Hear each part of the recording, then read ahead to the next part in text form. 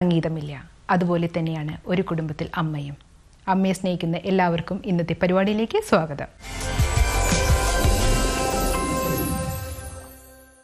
ഇന്ന് നമ്മുടെ കൂടെയുള്ളത് വീണാനാദം ജീവിതമാക്കിയ ശ്രീമതി മായാവർമ്മ ടീച്ചറാണ്. ടീച്ചറെ ഈ പരിപാടിയിലേക്ക് നമുക്ക് സ്വാഗതം ചെയ്യാം. നമസ്കാരം ടീച്ചർ. നമസ്കാരം.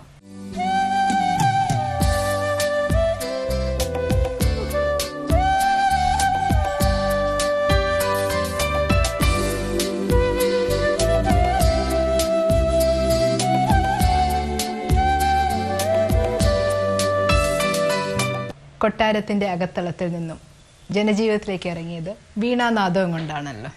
അപ്പോൾ ഈ ഒരു യാത്രയിൽ ടീച്ചറിൻ്റെ അമ്മ കൂടെ ഉണ്ടായിരുന്നു എന്നത് ഞാൻ പറഞ്ഞാൽ ടീച്ചർ അതിനെ എത്രമാത്രം സപ്പോർട്ട് ചെയ്യും? തീർച്ചയായിട്ടും ഇപ്പോഴും കൂടെയുണ്ട്. അമ്മ ഇല്ലാതായിട്ടും ഇപ്പോഴും എൻ്റെ കൂടെ അമ്മയുണ്ട്. അതാണ് ഞാൻ വിശ്വസിക്കുന്നത്. കാരണം അമ്മ എന്ന് പറയുന്നത് സ്നേഹം, ലാളന എല്ലാവർക്കും അത്രേ തന്നിട്ടുള്ളൂ. എനിക്ക് സംഗീതവും വീണയും എല്ലാം തന്നു. അപ്പോൾ എനിക്ക് അമ്മ എൻ്റെ ജീവിതകാലം മുഴുവൻ എൻ്റെ കൂടെ ഉണ്ട്. മരിച്ചാലും മറക്കില്ല. അങ്ങനെയാണ്. ഞങ്ങളൊക്കെ ജനിച്ചപ്പോൾ തൊട്ട് അമ്മയുടെ വീണയുടെ നാദം കേട്ടാണ് വളർന്നത്. ഞങ്ങൾ 5 മക്കളും. എത്ര വിഷമങ്ങൾ അമ്മയ്ക്കുണ്ടായിട്ടും അമ്മ അതൊന്നും നിർത്താതെ കണ്ടിന്യൂസ് ആയിട്ട് വായിക്കും. ഞങ്ങളെല്ലാവരും കണ്ടിന്യൂസ് ആയിട്ട് വീണയിൽ പോയി പിടിക്കും, കമ്പിയിൽ പിടിക്കും. എന്നാലും അമ്മ ആസ്വദിച്ച് എന്നെ അന്നും വായിച്ചുകൊണ്ടിരുന്നു. ചിലപ്പോൾ ചുറ്റിനും ആൾക്കാരും വരും കേൾക്കാൻ. അങ്ങനെയായിരുന്നു. അപ്പോൾ ആ അമ്മ തന്ന ആ വീണയുടെ ആ എനർജിയാണ് ഇന്നും ഞങ്ങളെ എല്ലാവരെയും എസ്പെഷ്യലി എന്നെ ജീവിപ്പിക്കുന്നത്. അത് പറയാതിരിക്കാൻ പറ്റാത്തൊരു കാര്യമാണ്. അപ്പം അമ്മ ഒരു വീണയിൽ കൂടുതൽ പ്രാവീണ്യമുള്ളൊരു വ്യക്തിയായിരുന്നു. തീർച്ചയായിട്ടും. അമ്മ പഠിച്ചിട്ടില്ല, പക്ഷേ അമ്മ ആ അകത്തളങ്ങളിൽ ഇരുന്നു കൊണ്ട് പഠിച്ചു. എങ്ങനെയാണെന്ന് ചോദിച്ചാൽ അത് അമ്മയുടെ ഒരു കഴിവ്. കേൾക്കുന്നതും ആര് ഈവൻ ചിരിക്കുന്നത് പോലും വായിക്കുമായിരുന്നു എന്നാണ് അന്നത്തെ എൻ്റെ അമ്മാവന്മാരും ഒക്കെ പറഞ്ഞുകൊണ്ടിരുന്നത്. ആരെങ്കിലും അവിടെ കിലുങ്ങി ചിരിച്ചാൽ അത് അമ്മ അതുപോലെ വായിക്കാൻ ശ്രമിക്കുന്നത്. അത് വളരെ അത്ഭുതമായിട്ടാണ് ഞങ്ങൾ കേട്ടോണ്ടിരുന്നത്. വളരെ അത്ഭുതമായിട്ട്. അങ്ങനെ അമ്മ എന്ത് കേട്ടാലും വായിക്കും എന്നുള്ള ഒരാളായിരുന്നു. അത്രയ്ക്ക് കഴിവായിരുന്നു. പക്ഷേ പുറം ലോകം അറിഞ്ഞു പോയില്ല. അതിലൊരു സങ്കടമുണ്ട്. എങ്കിലും അമ്മയുടെ ആ ഒരു ചാരിതാർത്ഥ്യം, വായിക്കുക എന്നുള്ള, വീണ വായിക്കുക, 4 പേരെ ആസ്വദിപ്പിക്കുക എന്നുള്ള ചാരിതാർത്ഥ്യം, അത് വളരെ വലുതായിരുന്നു. അപ്പോൾ അതിൽ നിന്ന് തന്നെയാണ് ഞങ്ങളും പാഠങ്ങൾ പഠിച്ച് മുമ്പോട്ട് വന്നത്. അപ്പം അമ്മ വായിക്കുന്നത് പോലെ എന്ത് കേട്ടാലും വായിക്കണം എന്നുള്ളൊരാഗ്രഹം എൻ്റെ ഉള്ളിൽ മാത്രം ഉണ്ടായിരുന്നു. അത് ആദ്യം ഉണ്ടായിരുന്നില്ല. 10 വയസ്സിൽ ഞാൻ തുടങ്ങിയതാണ് പഠിക്കാൻ. അന്ന് അമ്മ ഇങ്ങോട്ട് പോകാമെന്ന് പറഞ്ഞാൽ ഞാൻ അങ്ങോട്ട് പോകും. ഒരു വകയും അനുസരിക്കില്ലായിരുന്നു. അത് സത്യമായിട്ടുള്ള കാര്യമാണ്. പക്ഷേ അമ്മ എന്നാലും ഒരാളെങ്കിലും എൻ്റെ പിൻഗാമിയായിട്ട് വരണം എന്നുള്ളൊരൊറ്റ ആഗ്രഹം കൊണ്ട് അമ്മ പിടിച്ചു നിർത്തി അവിടെ ഇരുത്തി പഠിപ്പിക്കുമായിരുന്നു. അങ്ങനെ പഠിപ്പിച്ച് ഒരു 13 വയസ്സായപ്പോഴേക്കും ഞാൻ സ്കൂൾ തലത്തിൽ വേദിയിൽ കയറി പ്രൈസൊക്കെ വാങ്ങിച്ചു. അങ്ങനെ കുറേ കഷ്ടപ്പാട് അതിൻ്റെ പിന്നിൽ അമ്മയ്ക്കുണ്ടായിരുന്നു. എന്നെ ഇതിലേക്ക് തിരിക്കണം എന്നുള്ളൊരു ഇതിൽ. അതിലെന്തായാലും അമ്മ 100% വിജയിച്ചു. അത് എനിക്കും ആ ഒരു പിന്നെ അങ്ങോട്ട് അതിലേക്കുള്ള ഡെഡിക്കേഷൻ എനിക്കും വലുതായി തുടങ്ങി. അങ്ങനെ ഇപ്പോൾ ഒരു നിമിഷം പോലും വീണയില്ലാതെ എന്നെ കാണില്ലെന്നാണ് എല്ലാവരും പറയുന്നത്. വീണയാണ് ജീവിതം. വീണയാണ് തീർച്ചയായിട്ടും ഞങ്ങളുടെ ജീവിതവും. അത് എൻ്റെ ഉള്ളിൽ ഒരു സന്തോഷം കിട്ടുന്നതും ഈ വീണ വായിക്കുമ്പോഴാണ്. ഇപ്പോഴൊരുപാട് ബുദ്ധിമുട്ടുകൾ ശാരീരികമായിട്ടുണ്ടെങ്കിലും മാക്സിമം വായിക്കാറുണ്ട്, ഒരുപാട് കേൾക്കാറുമുണ്ട്. ഇപ്പോൾ ടീച്ചർ ഒരു കൊട്ടാരത്തിൻ്റെ സ്ഥിതിയിൽ വളർന്നൊരു കുട്ടിയാണല്ലോ. അപ്പോൾ അമ്മ ആ ഒരു രീതിയിൽ വളർന്നതുകൊണ്ട് അമ്മയ്ക്ക് പലപ്പോഴും തൻ്റെ കഴിവുകൾ മറ്റുള്ളവരുടെ മുമ്പിൽ അധികം പ്രകടിപ്പിക്കാൻ കഴിഞ്ഞിട്ടില്ല. അപ്പം ആ സമയത്ത് അമ്മയുടെ ആ ഒരു മാനസിക സംഘർഷം മനസ്സിലാക്കിയിട്ടുണ്ടോ? തീർച്ചയായിട്ടും. അമ്മയ്ക്ക് ഒരുപാട് ആഗ്രഹങ്ങളായിരുന്നു. അമ്മയ്ക്ക് ആ ചുറ്റുമതിൽക്കെട്ടിനുള്ളിൽ തന്നെ ഒതുങ്ങി കഴിയേണ്ട ഒരാളല്ലായിരുന്നു അമ്മ, സത്യം പറഞ്ഞാൽ. കാരണം സംസ്കൃതം അവിടെ അന്നത്തെ കാലത്ത് വീട്ടിൽ ഗുരുക്കന്മാരെ വിളിച്ചു വരുത്തി പഠിപ്പിക്കുക, അത്രേ ഉള്ളൂ. സംസ്കൃതമാണെങ്കിലും ഹിന്ദി ആണെങ്കിലും എല്ലാം അത്ര, അതിൽ കൂടുതലൊന്നും പഠിപ്പിക്കില്ല അവിടെ. അപ്പോൾ അമ്മയ്ക്ക് ഇതെല്ലാം തുടർന്ന് പഠിക്കാനും കൂടുതൽ ഇംഗ്ലീഷ് പഠിക്കാനും ഒക്കെ ഭയങ്കര ആഗ്രഹമായിരുന്നു. പക്ഷെ അതൊന്നും അമ്മയ്ക്ക് സാധ്യമായിട്ടില്ല. അതിൻ്റെ ഒരു ദുഃഖം നല്ലപോലെ ഉണ്ടായിരുന്നു. പിന്നെ കൂടുതലും അമ്മയെ അച്ഛനെ കല്യാണം കഴിച്ച് കഴിഞ്ഞപ്പോഴാണ് പുറം വേദികളിലേക്ക് വന്നു തുടങ്ങിയത്. ഞാൻ എവിടെ കച്ചേരിക്ക് പോയാലും അമ്മയും കൂട്ടുമായിരുന്നു. ഞങ്ങൾ രണ്ടുപേരും കൂടെ അല്ലാതെ മിക്കയിടത്തും കച്ചേരി കുറവായിരുന്നു. അപ്പോൾ അച്ഛൻ തന്നെ പറയും, എന്നാൽ അമ്മയും കൂടെ വായിക്കട്ടെ അല്ലേ. എനിക്ക് വളരെ സന്തോഷമായിരുന്നു. എനിക്കൊരു എപ്പോഴും ഒരു പാർട്ട്ണർ ഉള്ളതാണ് എനിക്കിഷ്ടം. അമ്മ ഞാനും അമ്മയും കൂടെ തിരുമാന്താംകുന്നിൽ ഉത്സവത്തിന് വായിച്ചിട്ടുണ്ട്. പിന്നെ ഗുരുവായൂർ വായിച്ചിട്ടുണ്ട്, ഗുരുവായൂർ ഏകാദശിക്ക് വായിച്ചിട്ടുണ്ട്, കണ്ടിയൂരപ്പൻ്റെ അവിടെ ഉത്സവത്തിന് വായിച്ചിട്ടുണ്ട്. ഇങ്ങനെ ഒരുപാട് വേദികളിൽ ഞങ്ങൾ രണ്ടുപേരുടെ വായിച്ചിട്ടുണ്ട്. ഹരിപ്പാട്ട് സുബ്രഹ്മണ്യ സ്വാമി ക്ഷേത്രത്തിൽ വായിച്ചിട്ടുണ്ട്. അപ്പോൾ അതൊക്കെ ഒരു വലിയൊരു സന്തോഷമാണ് അതൊക്കെ ഓർക്കുമ്പോൾ. ഓർമ്മ ഒരുപാട് പോയെങ്കിലും ഇപ്പോൾ നിങ്ങൾ എൻ്റെ അമ്മ എന്നുള്ള പ്രോഗ്രാമിന് വേണ്ടി പറഞ്ഞപ്പോൾ ശരിക്കും അതെല്ലാം ഞാനിങ്ങനെ റീകളക്ട് ചെയ്യാൻ ശ്രമിക്കുകയാണ്. കുറച്ച് സാധിക്കുന്നുണ്ട്. പിന്നെ നമുക്ക് വളരെ വേണ്ടപ്പെട്ട ഒരു ശിഷ്യയുണ്ട് അമ്മയ്ക്ക്. അപ്പോൾ അവരെ വിളിച്ച് സംസാരിക്കുമ്പോൾ ഭയങ്കര നൊസ്റ്റാൾജിയാണ് അമ്മയെക്കുറിച്ച്. ഞങ്ങൾ രണ്ടുപേരും കൂടെ അമ്മയെപ്പറ്റി ഇങ്ങനെ ഒരുപാട് പറഞ്ഞ് അയവിറക്കും. എനിക്കതൊരു ഭയങ്കര സുഖമാണ്. അത് അന്ന് അമ്മ കൂടെ ഉള്ളപ്പോൾ സത്യം പറഞ്ഞാൽ ഇത്രയും അറിഞ്ഞിരുന്നില്ല എന്ന് തോന്നുക അമ്മയുടെ വില. അത് ഇന്നത്തെ കുട്ടികൾ മനസ്സിലാക്കേണ്ടതാണത്. ആരും കൂടെ ഉള്ളപ്പോൾ വില അറിയില്ല.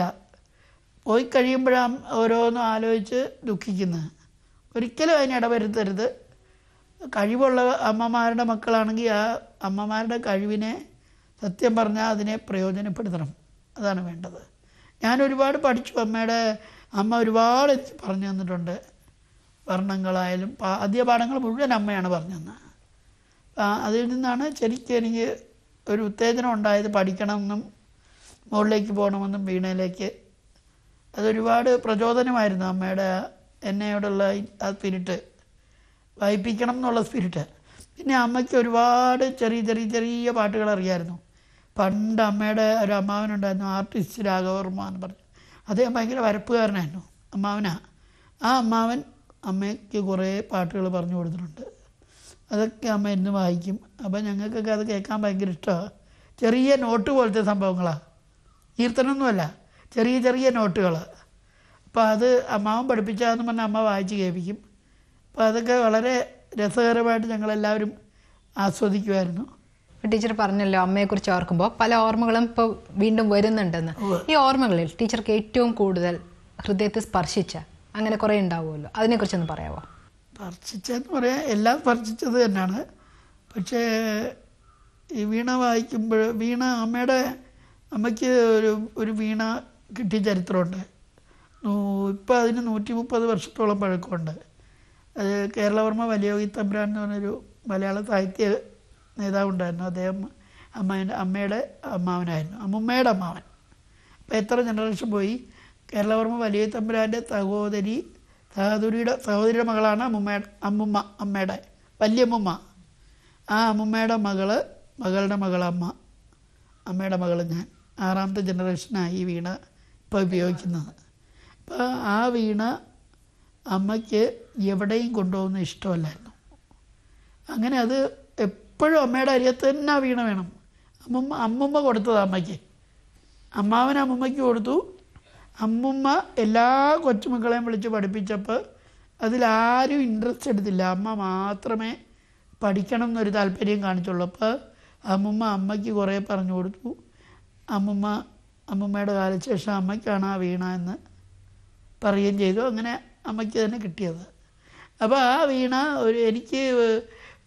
ഞാൻ +2 പഠിക്കുമ്പോഴാണ് ഒരു ദിവസം ഇതുപോലെ ഞാൻ വായിച്ചിട്ട് ഞാൻ സോഫ കമ്മിറ്റി വെച്ചിട്ട് പോയപ്പോൾ എൻ്റെ ചേച്ചിയുടെ മകൻ അന്ന് 2 വയസ്സേ ഉള്ളൂ. അവൻ വന്ന് അതിൽ പിടിച്ച് വലിച്ചു. അത് താഴെ വീണ് പൊട്ടി, വ്യാളിമുഖം പൊട്ടിപ്പോയി. അപ്പോഴേക്കും അമ്മയ്ക്ക് നിർത്താൻ പറ്റിയില്ല ആ ദുഃഖം. ഭയങ്കര കരച്ചിലായിരുന്നു. അത് എന്നെ അതിനപ്പുറം സ്പർശിച്ചു. ഏറ്റവും വലുതായിട്ട് എനിക്കത് മനസ്സിൽ കൊണ്ടു. അങ്ങനെ ഞാൻ വീണ് തകർന്നൊരൻ വീണയുമായി ഞാൻ വേദിയിൽ വീണു വിതുമ്പി എന്ന് തുടങ്ങുന്ന ഒരു കവിത എഴുതി. അത് ഈ വീണ പൊട്ടി അതൊരു നിമിത്തമായി. അങ്ങനെ ഞാനൊരു കവിത എഴുതിയിട്ടുണ്ട്. അതാണ് എൻ്റെ മനസ്സിനെ അമ്മയുമായിട്ട് ബന്ധിപ്പിക്കുന്ന ഏറ്റവും ദുഃഖകരമായിട്ടുള്ളൊരു വസ്തുത. ഇപ്പോൾ കൊട്ടാരത്തിൽ ഒരുപാട് കുട്ടികളുണ്ടാവും, കൂട്ടുകുടുംബ വ്യവസ്ഥതയാണ്. അപ്പോൾ ടീച്ചറിൻ്റെ ഒരു സംസാരിച്ചതിൽ വെച്ച് നോക്കുമ്പോൾ ഒരു കുസൃതി നിറഞ്ഞൊരു ബാല്യമായിരിക്കും എന്ന് എനിക്ക് തോന്നുന്നു. അപ്പം ആ ഒരു അമ്മേൻ്റെ ആ ബാല്യത്തിൽ അമ്മയുടെ ആ ഒരു അമ്മയായിട്ടുള്ള ആ ജീവിതത്തിൻ്റെ രീതികളൊക്കെ ഉണ്ടല്ലോ, അതിനെക്കുറിച്ചൊക്കെ ഓർക്കുമ്പോൾ ടീച്ചർക്ക് എന്താ പറയാനുള്ളത്? അന്ന് ബാല്യകാലം എന്ന് പറഞ്ഞാൽ ഞങ്ങൾ 5 പേരും ഭയങ്കര കുസൃതിക്കാരായിരുന്നു. ചേച്ചിയാണെങ്കിൽ കുസൃതി കൂടിയിട്ട് പിന്നെ ഈ നിന്ന് ഉമി തീയിൽ കൊണ്ടുപോയി കൈയിട്ട് കൈ ഇവിടെ മുഴുവൻ പൊള്ളി ചേച്ചിയുടെ. അങ്ങനെ ഓരോരുത്തരും ഓരോ രീതിയിൽ അടി മേടിച്ചുകൊണ്ടിരുന്നു. ചേട്ടനാണെങ്കിൽ അതീവ അടി മേടിക്കുന്ന ആളായിരുന്നു, വിദഗ്ധരായിരുന്നു എല്ലാവരും. അതിൻ്റെ കൂടെ എൻ്റെ ആരും പിന്നെ പറയണ്ട, ഞാൻ അമ്മയെ അനുസരിക്കുന്ന പ്രശ്നമേ ഇല്ലായിരുന്നു. അതൊക്കെ ഞാൻ പറഞ്ഞ അമ്മയുടെ വില, നമ്മളന്നൊന്നും അമ്മയുടെ വില അറിഞ്ഞില്ല. അപ്പോൾ അമ്മ എന്ത് പറഞ്ഞാലും അതിന് തിരിച്ചൊരു മറുപടി എനിക്കുണ്ടാവും. അപ്പോൾ അതൊക്കെ അമ്മയ്ക്ക് ഭയങ്കര സങ്കടമായിരുന്നു. ഒന്നും പറഞ്ഞാൽ കേൾക്കില്ല, ഞാൻ അങ്ങോട്ട് പോകരുതെന്ന് പറഞ്ഞാൽ അങ്ങോട്ട് പോവും, ഇങ്ങോട്ട് നോക്കരുതെന്ന് പറഞ്ഞാൽ അങ്ങോട്ട് നോക്കും. ഇങ്ങനെയായിരുന്നു സത്യം പറഞ്ഞാൽ. ശരിയാണത്. അപ്പോൾ അത് അമ്മയ്ക്ക് വിലക്കാനേ നേരമുള്ളായിരുന്നു എല്ലാത്തിനും. അന്നത്തെ കാലത്ത് തമ്പുരാട്ടിമാർ വെളിയിലിറങ്ങാത്ത സമയമാണ്. അപ്പോൾ ഞാൻ +2 പഠിക്കുമ്പോൾ സൈക്കിളും എടുത്തുകൊണ്ട് റോഡിൽ പോവും. അപ്പോഴേ ആലോചിച്ചാൽ അറിയാം ഭൂകമ്പമായിരിക്കുന്നത്. അപ്പോൾ അവിടെ ജോലി ചെയ്യുന്ന ആൾക്കാർ, ബാല്യക്കാർ വന്ന് അമ്മയോട് പറയും, തമ്പുരാട്ടി കൊച്ചുമ്പുരാട്ടി സൈക്കിളും കൊണ്ട് പോയി, അയ്യോ പിന്നെ ഒന്നും വേണ്ട, തിരിച്ചു വരുമ്പോൾ പിന്നെ പൂരോ. അടി എന്നെ അത്ര അടിച്ചിട്ടില്ല, പക്ഷെ ബാക്കി എല്ലാവർക്കും അടി കൊടുത്തിട്ടുണ്ട്. എൻ്റെ കുട്ടിക്കാലത്ത് ഒരു മിസ്റ്ററി ഉണ്ടായിരുന്നു, എൻ്റെ തൊണ്ടയ്ക്ക് ഇത്തിരി ബുദ്ധിമുട്ടുണ്ടായിരുന്നു. അങ്ങനെ അതുകൊണ്ടൊക്കെ ആയിരിക്കും അമ്മയ്ക്ക് എന്നോടൊരു പ്രത്യേകതയായിരുന്നു, പ്രത്യേക ഒരു വാത്സല്യം. വലിയ വാത്സല്യമായിരുന്നു. ഇങ്ങനെ മരിച്ച് ജീവിച്ചാണെന്നുള്ളൊരു ഇതിലാണ് എന്നെ നോക്കിയിരുന്നത്. അതുകൊണ്ട് എന്നെ മാത്രം അധികം അടിച്ചിട്ടില്ല, ബാക്കി എല്ലാവർക്കും ശരിക്കും അടി കൊണ്ടിട്ടുണ്ട്. അങ്ങനെ ഒരു ഭയങ്കര വികൃതിയായിട്ടുള്ള കുട്ടികളായിരുന്നു ഞങ്ങളെല്ലാവരും. ഞാൻ പിന്നെ വികൃതിയേക്കാൾ കൂടുതൽ ഈ പറഞ്ഞ കേൾക്കുക അനുസരണക്കേട് അതായിരുന്നു കൂടുതൽ. ഇപ്പോൾ വേറെയും അമ്മമാരിൻ്റെ സ്ഥാനത്ത് നിൽക്കുന്ന സ്ത്രീകൾ നമുക്ക് ഈ കൊട്ടാരക്കെട്ടിലുണ്ടായിട്ടില്ല, അവരിൽ ആരോടെങ്കിലും ഒരു മാതൃവാത്സല്യം തോന്നിയിട്ടുണ്ടോ? അമ്മയോട് എൻ്റെ അമ്മയുടെ സഹോദരിമാരോട് അതുപോലെ തന്നെ ആയിരുന്നു. എല്ലാവരും നമ്മളോടും എല്ലാവരും വളരെ സ്നേഹത്തോടെ സ്വന്തം മക്കളെ പോലായിരുന്നു സ്നേഹം കാണിച്ചുകൊണ്ടിരുന്നത്. സഹോദരന്മാർ പിന്നെ അത്ര ഇൻ്ററാക്ട് ചെയ്യാറില്ലായിരുന്നു. അമ്മാവന്മാരെന്ന് പറഞ്ഞാൽ അന്നത്തെ അമ്മാവന്മാരല്ലേ. അപ്പോൾ അവരിങ്ങനെ ചൂരലും പിടിച്ച് നിൽക്കുന്ന ഒരു അവസ്ഥയാണ്. അതുകൊണ്ട് നമുക്കാർക്കും അടുക്കാൻ പറ്റില്ല, പേടിയാണ് അമ്മാവൻ എന്ന് പറയുമ്പോൾ. മറ്റേ പേരമ്മമാരും കുഞ്ഞമ്മമാരും എന്നൊക്കെ പറയുമ്പോൾ നമുക്ക് സ്വാതന്ത്ര്യമാണ്, അവർക്ക് അതുപോലെ ഇങ്ങോട്ടും അത് മക്കളെ പോലെയാണ്. അങ്ങനെ തോന്നിയിട്ടുണ്ട്. പിന്നെ അവരെല്ലാവരും അമ്മയൊരു വീണവായനക്കാരി എന്നുള്ള നിലയിൽ എല്ലാവർക്കും ഭയങ്കര ബഹുമാനമായിരുന്നു, അമ്മയോടൊരു പ്രത്യേക സ്നേഹമായിരുന്നു. അപ്പോൾ ഇപ്പോഴും എനിക്കും ആ ഒരു പരിഗണന കിട്ടുന്നുണ്ടെന്നാണ് എൻ്റെ വിശ്വാസം. അപ്പോൾ അമ്മയ്ക്ക് ആഗ്രഹം ഉണ്ടായിരുന്നു അമ്മയുടെ കഴിവുകൾ പൊതുവേദിയിൽ അവതരിപ്പിക്കണമെന്ന്. അതിപ്പോൾ മകളുടെ കൂടെ ചെയ്തപ്പോൾ ആ അമ്മയുടെ സന്തോഷം അത് എത്രമാത്രമായിരുന്നു? തീർച്ചയായിട്ടും. അയ്യോ, അമ്മയ്ക്കത് പറയാൻ പറ്റതാ. എവിടെ പോയാലും അമ്മ ആദ്യം പറയുന്നതാ, ഞാൻ മായയുടെ കൂടെ വായിച്ചു. എനിക്ക് സങ്കടം അത് കേൾക്കുമ്പോൾ. അമ്മ അങ്ങനെ പറയേണ്ട ആളല്ല, ഞാൻ അമ്മയുടെ കൂടെ വായിച്ചു എന്നാണ് പറയേണ്ടത്. എന്തുകൊണ്ടത് അമ്മയ്ക്ക് വെളിയിലിറങ്ങി പഠിക്കാൻ പറ്റിയില്ല. ആ ഒരൊറ്റ സങ്കടം എനിക്ക് മനസ്സിലുണ്ടായിരുന്നു അമ്മ ഇങ്ങനെ പറയുമ്പോൾ. പിന്നെ ഞങ്ങളൊക്കെ അക്കാഡമിക്കലായിട്ട് പഠിച്ച് ചെന്ന് കഴിയുമ്പോൾ ഞങ്ങൾ പഠിച്ച പാട്ടുകൾ അമ്മയുടെ കൂടെ വായിക്കും, ഭജൻസും അങ്ങനെയൊക്കെയാണ് കൂടുതലും. അമ്മ കുറേ പ്രചാരമുള്ള പാട്ടുകൾ പഠിച്ചു അമ്മ. അലൈപ്പായ ഇതേപോലുള്ള പാട്ടുകളൊക്കെ അമ്മ അങ്ങനെ കുറേ പഠിച്ചത്. പിന്നെ കുറച്ച് സ്റ്റുഡൻസ് ഉണ്ടായിരുന്നു അമ്മയെ പ്രോത്സാഹിപ്പിക്കാൻ. CD വാങ്ങിച്ച് കൊണ്ടുകൊടുത്ത്, CD കട നടത്തിയിരുന്ന ആളുണ്ടായിരുന്നു പഠിക്കാൻ. അപ്പോൾ അവരൊക്കെ കൂടെ കോപ്പറേറ്റ് ചെയ്ത് കുറേ CDകൾ അമ്മ ഇട്ട് കേൾപ്പിച്ച്, CD അന്ന് കാസറ്റ് അമ്മ പാട്ടുകൾ ഇട്ട് കേൾപ്പിച്ച് അമ്മയെ കൊണ്ടത് ഒന്ന് കേട്ടാൽ മതി അപ്പം പഠിക്കും. അപാര സാമർഥ്യമായിരുന്നു അതിൽ. ഒന്ന് പാട്ട് അടുത്തൂടെ പോയാൽ അത് മനസ്സിലാകും. അപ്പോൾ വളരെ ഒരു ബുദ്ധിമുട്ടും ഇല്ലാണ്ടായിരുന്നു അമ്മ പഠിച്ചുകൊണ്ടിരുന്നത്.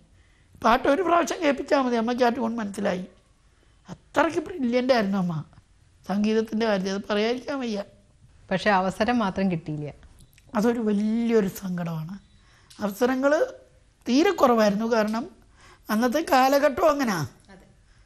ആ കാലഘട്ടത്തിൻ്റെ കൂടെ ഇപ്പം ഇന്നാണെങ്കിൽ ഒരുപാട് സ്കോപ്പുണ്ട് ഈ ഫീൽഡിൽ തിളങ്ങാനും, അതിനെ കൊണ്ടുപോകാൻ ആളുണ്ട്. അന്ന് അതില്ല. ഞാനൊന്നും ഞാനന്ന് കൊച്ചാണ്, എനിക്കൊന്നും ചെയ്യാൻ പറ്റില്ല. ഇപ്പോഴാണെങ്കിൽ എന്തെങ്കിലും നമുക്ക് ഇത്തിരി എവിടെയെങ്കിലും ഒരു ഗോൾഡ് ഉണ്ടെങ്കിൽ നമുക്ക് ചെയ്യാം. അപ്പം അന്ന് അതിനുള്ള അവസരങ്ങൾ കുറവായിരുന്നു. പ്രത്യേകിച്ച് ഒരു കൊട്ടാരത്തിന്റെ ചുറ്റുവട്ടങ്ങൾ എന്ന് പറയുമ്പോൾ അവിടെ നിയന്ത്രണങ്ങൾ കൂടുതലാണ്. അവിടെ പലപ്പോഴും അമ്മമാര് ഒരു എന്താ പറയുക, അവരുടെ കഴിവുകൾ പുറത്ത് പ്രകടിപ്പിക്കാതെ അവരുടെ അകത്തുള്ള വികാരങ്ങൾ പ്രകടിപ്പിക്കാതെ വല്ലാതെ വിഷമിക്കുന്ന ഒരു അവസ്ഥ. തീർച്ചയായിട്ടും. അപ്പൊ അത്തരം അവസ്ഥയിൽ അമ്മയെ കണ്ടപ്പോൾ വല്ലാതെ ഇതിൽ നിന്ന് എങ്ങനെയെങ്കിലും അമ്മയെ ഒന്ന് മാറ്റി നിർത്തണമെന്ന് തോന്നിയിട്ടുണ്ടോ? അങ്ങനെ തോന്നിയിട്ടില്ല. കുറച്ച് പ്രോഗ്രാംസ് അമ്മയുമായിട്ട് ചെയ്യണം എന്നുള്ള ചിന്തയുള്ളത്. പിന്നെ ഈ ഞങ്ങളാരും ഓവറായിട്ട് ചിന്തിക്കുന്ന കൂട്ടത്തിലല്ല. അപ്പോൾ അതത്ര ഒരു സീരിയസ് ആയിട്ട് എടുത്തില്ല. അന്നത്തെ ആ ഒരു ഇതിൻ്റെ കൂടെ അങ്ങ് പോകുന്ന അത്രേ ഉള്ളൂ. ആ ഒഴുകി അങ്ങ് പോയി, ആ ഒരു ഫ്ലോ ആയിട്ട് അങ്ങ് പോയി. അല്ലാതെ അതിൻ്റെ വേറൊരു തലത്തിലേക്ക് ചിന്തിച്ചില്ല. അതാണ് സംഭവിച്ചത്. അന്നത്തെ ഒരു കാലഘട്ടത്തിൽ പല അമ്മമാർക്കും ഈ ഒരു രീതിയിൽ ഒതുങ്ങിക്കൂടേണ്ടി വന്നിട്ടുണ്ട് എന്ന് ടീച്ചർക്ക് തോന്നിയിട്ടുണ്ടോ? തീർച്ചയായിട്ടും. അയ്യോ, ഒരുപാട് കഴിവുകളുള്ളവർ അവരുടെ കഴിവൊന്നും വെളിപ്പെടാതെ ശരിക്കും ആരും അറിയാതെ പോയിട്ടുണ്ട് ഒരുപാട്. അപ്പം അത് നോക്കുമ്പോൾ അമ്മ കുറച്ചുകൂടെ ബെറ്ററായി. അത്ര ഒരു ആശ്വാസം. അമ്മ കുറേ സ്ഥലത്തു നിന്ന്, ആലപ്പുഴ, ചങ്ങനാശ്ശേരി, ചെങ്ങന്നൂര്, തിരുവല്ല, എല്ലാ സ്ഥലത്തു നിന്നും അമ്മയ്ക്ക് സ്റ്റുഡൻസ് ഉണ്ടായിരുന്നു. ഒരുപാട് സ്റ്റുഡൻസ് അമ്മയ്ക്കുണ്ടായിരുന്നു. അപ്പോൾ അങ്ങനെ അവർ മുഖാന്തരമൊക്കെ കുറേ വ്യാപിച്ചു അമ്മയെ പറ്റിയുള്ള വാർത്തകൾ. അങ്ങനെ ഒരുപാട് അമ്മയ്ക്ക് പ്രചാരം കിട്ടിയ ആ സ്റ്റുഡൻസ് മുഖാന്തരം. അതൊരു വലിയൊരു അനുഭവമാണ്. അപ്പം അമ്മൂമ്മയിൽ നിന്നാണ് അമ്മയ്ക്ക് വീണ കിട്ടിയതെന്ന് പറഞ്ഞു. അമ്മയുടെ അമ്മൂമ്മയിൽ നിന്ന്. അപ്പൊ അവരൊരു സംഗീതത്തിൽ വളരെ നൈപുണ്യമുള്ളതായിരുന്നു. പക്ഷെ ഈ പറഞ്ഞ പോലെ ഈ പരിമിതികൾ, അന്നത്തെ കാലത്തെ ആ പരിമിതികൾ ആ കൊട്ടാരക്കെട്ടിനകത്ത് അല്ലാതെ വേറെ എവിടെയും പ്രകടിപ്പിക്കാൻ പറ്റില്ലായിരുന്നു. അപ്പം അമ്മുമ്മ അങ്ങനെയൊന്നും പോയിട്ടില്ല. അമ്മുമ്മ തളർത്തിയിരുന്നുകൊണ്ട് കുട്ടികൾക്ക് ഇങ്ങനെ പറഞ്ഞു കൊടുക്കുമായിരുന്നു, സംസ്കൃതം പറഞ്ഞു കൊടുക്കും. ഇങ്ങനെ അത്രയുള്ള അമ്മുമ്മയുടെ വ്യാപാരം അവിടെ തീർന്നു. പക്ഷെ അമ്മ കുറച്ചുകൂടെ പുറത്തേക്ക് വന്നു. അമ്മയുടെ അമ്മയ്ക്ക് ഇതൊന്നുമില്ലായിരുന്നു, അടുക്കള ജോലിയായിരുന്നു. അത് മാത്രം, വീട്ടിലത്തെ ബാക്കി കാര്യങ്ങൾ. അമ്മയുടെ അമ്മയ്ക്ക് ഇതുമായിട്ട് ഒരു ബന്ധമില്ല. അപ്പൊ ശരിക്കും പറഞ്ഞാൽ തലമുറ ഇങ്ങനെ കൈമാറി ടീച്ചറിലോട്ട് എത്തി നിൽക്കുക.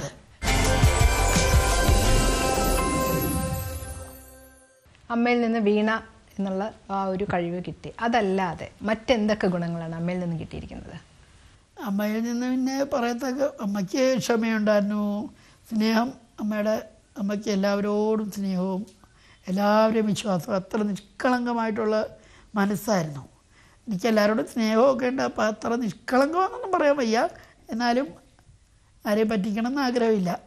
നമ്മൾ നന്നായിട്ട് ജീവിക്കണം, അപ്പന നമ്മുടെ കാര്യം, അല്ലാണ്ട് വേറെ ആരുടെയും കാര്യങ്ങളിൽ ഇടപെടാറില്ല. അമ്മയുടെ ഗുണം എന്ന് പറഞ്ഞാൽ അമ്മ ഭയങ്കര ക്ഷമയായിരുന്നു. അമ്മ ആദ്യം ചെറുപ്പത്തിൽ അമ്മയ്ക്ക് ഇത്തിരി ദേഷ്യമൊക്കെ ഉണ്ടായിരുന്നെങ്കിലും പിന്നെ അമ്മ ക്ഷമയുടെ ശൃംഗത്തിലായി, അങ്ങനെ വേണമെങ്കിൽ പറയാം. ഇത്ര ക്ഷമ, സ്നേഹം, എല്ലാം കൊണ്ടും ഭയങ്കര നല്ല ഒരു അമ്മയായിരുന്നു. നമുക്കൊരു മാതൃകയായിരുന്നു ശരിക്കും. അതെ, ഓരോ സ്റ്റുഡൻസും പറയും അമ്മയുടെ, അയ്യോ തമ്പുരാട്ടിയമ്മ എന്ന് പറയാൻ വയ്യ മുഴുവൻ. അത്രയ്ക്ക് ഇഷ്ടമായിരുന്നു എല്ലാവർക്കും. അപ്പം ഇന്ന് അമ്മ ഇല്ലാത്തപ്പോൾ പലപ്പോഴും നമുക്ക് ആ അമ്മയുടെ സാന്നിധ്യം നമ്മൾ ആഗ്രഹിച്ചു പോകുന്ന അവസരങ്ങൾ ഉണ്ടായിട്ടുണ്ട്. തീർച്ചയായിട്ടും ഒരുപാട് ആഗ്രഹിക്കാറുണ്ട് അമ്മയുടെ സാന്നിധ്യം. പക്ഷേ എന്നെ സംബന്ധിച്ച് എനിക്കതുണ്ട്. എന്താണെന്ന് എനിക്കറിയില്ല. എൻ്റെ ഉള്ളിലാണോ അമ്മ ഇരിക്കുന്നത്, എൻ്റെ കൂടെയാണോ, അതെനിക്കറിയില്ല. പക്ഷേ എനിക്ക് അമ്മയുടെ പ്രസൻസ് ഉണ്ട്. ആർക്കില്ലെന്ന് പറഞ്ഞാലും എനിക്കുണ്ട്. പ്രത്യേകിച്ച് എൻ്റെ ആ വലിയ വീണ എനിക്ക് അമ്മയെ പോലെ. അതുകൊണ്ടാണോ എന്ന് എനിക്കറിഞ്ഞൂടാ. ആ വീണ അവിടെ ഇരിക്കുന്നതുകൊണ്ടാണോ, എനിക്ക് ഭയങ്കര പ്രസൻസാണ് അമ്മയുടെ. കൊട്ടാരക്കെട്ടിത്തെ ജീവിതം നേരത്തെ പറഞ്ഞ പോലെ വളരെ വ്യത്യസ്തമാണ്. അതുപോലെ തന്നെ ആയിരിക്കും അവിടുത്തെ പാചക രീതികളും രുചികളും ഒക്കെ. തീർച്ചയായിട്ടും. അപ്പം അമ്മയുടെ പാചകത്തെ കുറിച്ച് ഓർക്കുമ്പോൾ ടീച്ചർക്ക് ആദ്യം ഓർമ്മ വരുന്നത് എന്താണ്? ആദ്യം എനിക്ക് ഓർമ്മ വരുന്നത് പച്ചരസം. അമ്മയുടെ ഒരു രസമുണ്ട്, പച്ചക്കൊത്തമല്ലി അരച്ച് ഇടിച്ച് ചതച്ചിട്ട് ഒരു രസമുണ്ട്. ആ രസം ഒരു 3 ദിവസത്തേക്ക് ആ മേശപ്പുറത്തുണ്ടാവും ഡൈനിങ് ടേബിളിൽ. എന്നാലും അത് ഒരു ശകലം ചീത്തയാവില്ല, അതീവ രുചിയാണ്. പിന്നെ അമ്മ ഈ കറികളിൽ അമ്മയ്ക്ക് ഡയബറ്റിക്കിൻ്റെ അസുഖമുണ്ട്. അതുകൊണ്ട് കറികളിൽ ഈ പഞ്ചസാര വാരിയിടുന്ന അസുഖമുണ്ട്. ഡയബറ്റിക് ആയതുകൊണ്ടാണ് പഞ്ചസാര ഇടുന്നത്. ഡയബറ്റിക് ആയതുകൊണ്ട് കൂടുതലും അത് എല്ലാവരും അങ്ങനെ. അപ്പം ഓരോ കറികൾക്കും അമ്മയുടെ ഒരു പ്രത്യേക രുചിയാണ്. അമ്മയുടെ മാത്രമല്ല, അമ്മയുടെ സഹോദരിമാരും അമ്മയും വയ്ക്കുന്നത് ഒരുപോലാണ്. എങ്കിലും അവർ പറയും ചേച്ചിയുടെ കറിയാണ് കൂടുതൽ നല്ലത്, ചേച്ചിയുടെ കറിയാണ്. എന്ത് വെച്ചാലും അതിലൊരു പ്രത്യേകതയുണ്ട് അമ്മയുടെ കറിയൊക്കെ. ഇപ്പോൾ അമ്മയ്ക്ക് ഒരുപാട് സംഗീതം ഇഷ്ടപ്പെട്ട വ്യക്തി എന്ന ആ ഒരു രീതിയിൽ ഒരുപാട് കീർത്തനങ്ങൾ അമ്മയ്ക്ക് കൂടുതൽ പ്രിയപ്പെട്ടതായി തോന്നിയിട്ടുണ്ടാവുമല്ലോ. ആ കീർത്തനങ്ങളെക്കുറിച്ചൊന്ന് പറയാമോ? അമ്മയ്ക്ക് ഏറ്റവും ഇഷ്ടമുള്ളൊരു വർണ്ണമുണ്ട്. വിരിബോണി എന്ന് തുടങ്ങുന്ന ഭൈരവി രാഗത്തിലൊരു വർണ്ണമുണ്ട്. അമ്മയ്ക്ക് ഭൈരവി രാഗം ഭയങ്കര ഇഷ്ടമാണ്. അതുകൊണ്ട് എപ്പോഴും വീണ എടുത്തു വെച്ചാൽ ഉടനെ ഭൈരവി വർണ്ണം വായിക്കാമെന്ന് പറയും. ഞാനും അമ്മയും കൂടെ എപ്പോഴും വായിക്കും അത്. പിന്നെ അമ്മയ്ക്ക് പ്രത്യേകതയുള്ള ഒരു പാട്ടാണ് അലയിപ്പായതേ. അത് ജീവൻ അമ്മയ്ക്ക്. ആര് വന്നാലും അലയിപ്പായതേ വായിക്കാം അല്ലേ. ഞാൻ എന്നോട് ചോദിക്കും നമുക്ക് അലയിപ്പായതേ വായിക്കാമെന്നാ. ഭയങ്കര ഇഷ്ടം അലയിപ്പായതേ. അത് ഈ പറഞ്ഞ പോലെ കാസറ്റ് കേട്ട് പഠിച്ചതാണ്. പിന്നെ വായിക്കാറുള്ളത് ഒരു മധ്യമാവധിയിൽ സ്വാധീന കൃതിയാണ്. ഇത് കോസലേന്ദ്ര എന്ന് പറഞ്ഞൊരു കൃതിയുണ്ട്. അത് അമ്മാവും പഠിപ്പിച്ചതാണ്. അമ്മാവും പഠിപ്പിച്ച അതേ സ്റ്റൈലിൽ അമ്മ അടിപൊളിയായിട്ട് വായിക്കും. അങ്ങനെ ഒരു ചില പിന്നെ ധീരസമീരെ യമുനാ ധീരെ എന്ന് പറഞ്ഞ ഒരു അഷ്ടപതി ഉണ്ടായിരുന്നു യമുനാ കല്യാണി രാഗത്തിൽ. അതും അതെ അമ്മയുടെ ഫേവറേറ്റായിരുന്നു.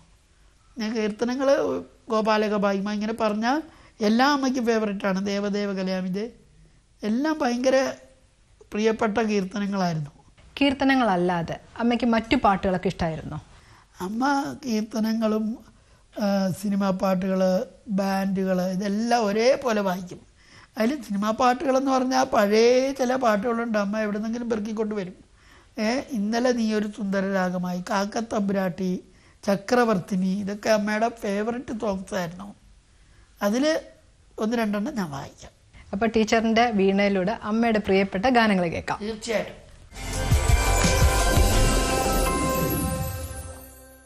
അമ്മയ്ക്ക് ഏറ്റവും ഇഷ്ടപ്പെട്ട പാട്ടാണ് അമീർ കല്യാണി രാഗത്തിലുള്ള ചക്രവർത്തിനി നിനക്കും ഞാൻ. എൻ്റെ ദേവരാജ മാഷയുടെ സംഗീതമാണ്. അതൊന്ന് വായിക്കാം.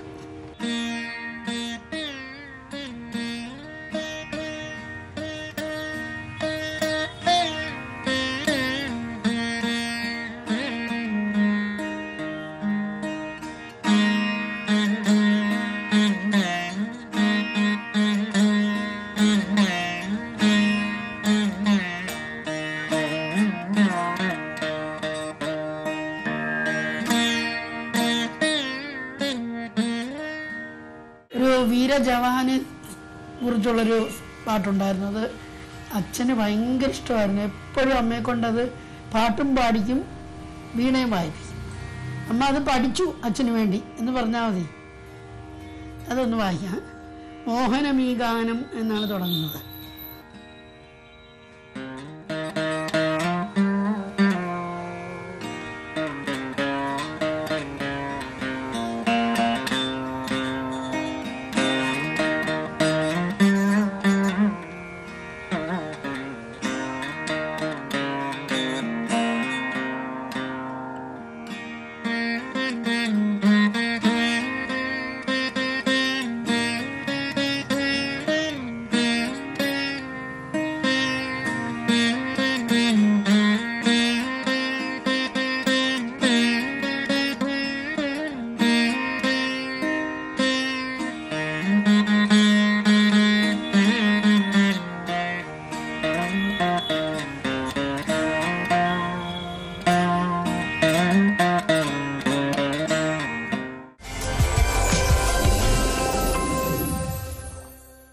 അപ്പോൾ അമ്മ ഇല്ലാതെയും അമ്മയുടെ സാന്നിധ്യം വീണയിലൂടെ ടീച്ചർ അറിയുന്നുണ്ട്. പക്ഷേ ഇന്നത്തെ ഒരു തലമുറയിൽ അമ്മ കൂടെ ഉണ്ടായിട്ടും അവരെ കാണാത്ത മട്ടിൽ ജീവിക്കുന്ന ഒരുപാട് പേര് നമ്മുടെ കൂടെ ഉണ്ട്.